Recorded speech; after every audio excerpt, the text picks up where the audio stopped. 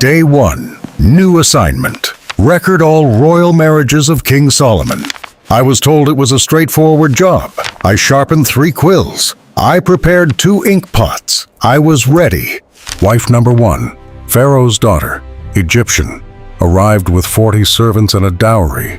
I needed a separate scroll just to list. I wrote her name carefully. I used my best handwriting. This was going to be an important document. Wife 2, Wife 3, Wife 4. They were coming faster than I expected. By wife number 8, I had already filled my first scroll, started my second, and my quill was beginning to feel the pressure. Solomon was not slowing down. That night I checked my ink.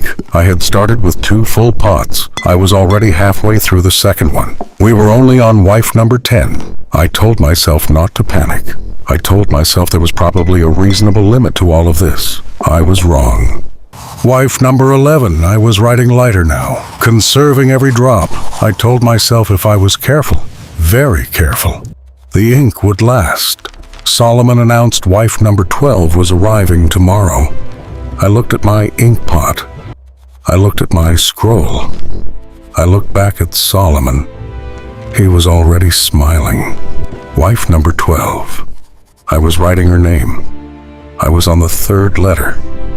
And then, nothing. The quill scratched dry. I dipped it again. Nothing. I tilted the pot. Empty. I sat very still for a moment. We had not even reached wife number 13. Solomon had 688 more to go, and I had no ink. I ran. I'm not ashamed to say it. I grabbed my empty pot, I grabbed my dry quill, and I ran through every corridor in that palace looking for the royal supply room. 3 guards asked me what was wrong. I did not have time to explain. Solomon was still in the throne room. Wife number 13 was probably already on her way. I found the supply keeper. Old man, very calm, unnervingly calm. I slammed my empty pot on his counter. I told him I needed ink. Immediately. He looked at the pot. He looked at me. He looked back at the pot. Then he said, "Oh, and I will never forget this." He said, "How much do you need?" I said, "All of it." He blinked. He had never heard that before. I came back with every pot they had. I felt prepared. I felt ready. I walked through that door, and Solomon was being introduced to 3 women at the same time. I stood there for a moment. I counted the pots in my arms. I counted the women. I did the math. The math was not encouraging. Weeks passed. I stopped counting the days. I only counted the wives.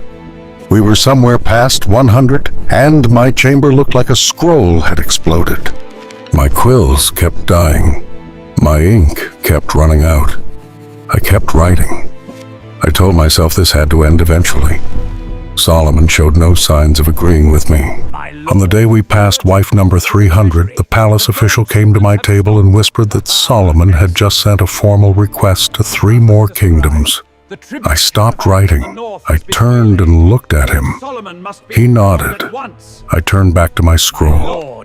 I picked up my quill. I put it back down. I picked it up again. What else was I going to do? I requested help. They sent me 2 junior scribes, young, eager, completely unprepared for what this job actually was. I trained them myself. I showed them the format. I showed them the proper ink technique. We were now 3 scribes writing at the same time. The pile of unfinished scrolls was still winning. Wife number 700, the final one. The whole palace had gathered. Solomon was on his feet.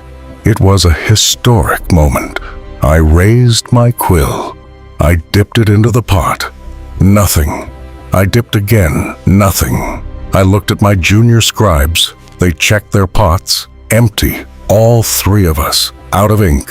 On the very last name. I stood there in the middle of the greatest royal celebration in Jerusalem, and I had absolutely nothing to write with.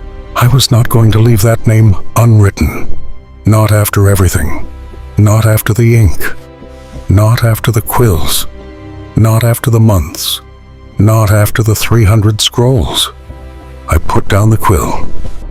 I dipped my finger into the last drop at the bottom of that pot, and I wrote her name myself, letter by letter, with my own hand. My junior scribe said nothing. There was nothing to say. 700 names, 312 scrolls, 41 ink pots, 27 quills, 2 junior scribes, and 1 finger. That is what it took to record the marriages of King Solomon. History will remember him as the wisest man who ever lived. History will not mention me, but I was there. I wrote every name, even the last one, especially the last one.